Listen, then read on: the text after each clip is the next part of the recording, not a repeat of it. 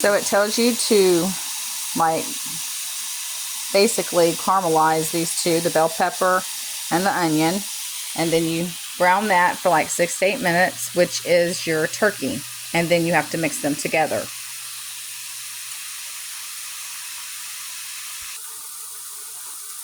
Three cloves of garlic.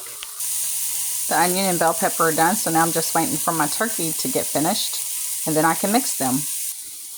In the meantime, I'm going to take care of these cloves of garlic and open my tomato paste. And here's a little side note. I eat a lot of garlic and onion, not both all the time together, but I do eat them almost every day. And you know, the thing is that I hardly ever get sick. And if I do, it's very rare that I get terribly sick. And I believe it has something to do with this. You see my stuff here is coming together quite nicely. I'm just letting it kind of brown here a little bit, caramelize.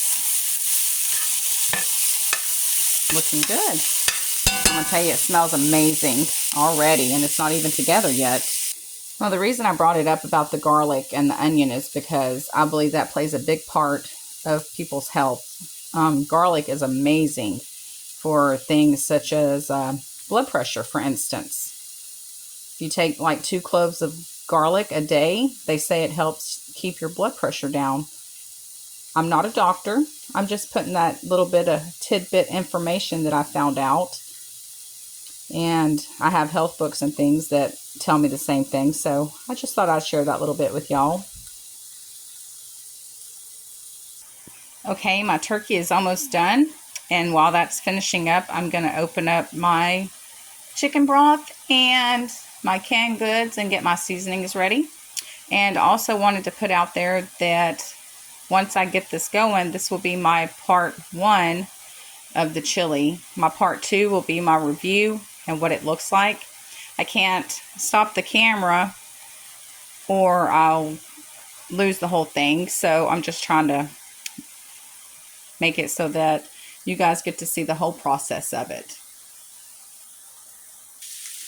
Now my turkey is done. It's cooked approximately between 6 and 8 minutes. And now I'm going to add the garlic and the tomato paste. And I'm also going to add the onions and the red bell pepper.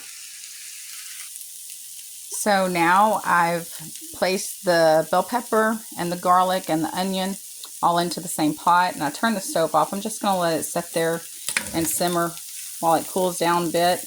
And then I'm going to add all this to the crock pot with all the rest of the ingredients. I was going to put the tomato paste in here, but I changed my mind about that. I'm going to put the kidney beans, the fire roasted tomatoes in there, the black beans, the chicken broth, and then all the seasonings in the crock pot as soon as I get it all opened up. It doesn't take long, so I imagine this is just going to be basically heating up and simmering in this crock pot, and it's going to be some yummy eating. Here's another little fun fact I do. Whenever I use canned goods, which I don't like to, but when I do, I always rinse them off. I know the preservatives are bad for us, and they may even be, you know, embedded in the beans or whatever vegetable I choose. But the thing is, it makes me feel better to wash that excess off. So that's what I do. I rinse my vegetables, fresh or not fresh. I also like to use these little slow cooker liners. It really does make a difference in your crock pot when you're cleaning it up. So it calls for 1.5 cups of chicken broth and a full cup of the whole kernel corn, the frozen kind. And it calls for 2 teaspoons chili powder, 1 teaspoon of ground cumin, 1 teaspoon of dried oregano, and that's the Fiesta brand, the extra fancy, also known as the Mexican oregano. I prefer it to the regular oregano. Then 1/2 teaspoon of salt. I usually use the Himalayan pink salt, but I decided to go with this today. I know it's terrible. but it's going to be so good anyhow. Then it calls for a half a teaspoon of pepper. And don't worry guys, I'm going to have the recipe on the second video with the review. So if you think you might want it, it'll have all that in there written out for you in the description. Part 2 of it though. Just saying. Now I've got everything in my crock pot and mixed it around. And it says to cook for 4 to 6 hours. So I don't think it's really going to take the 6 hours. So I put it on 5.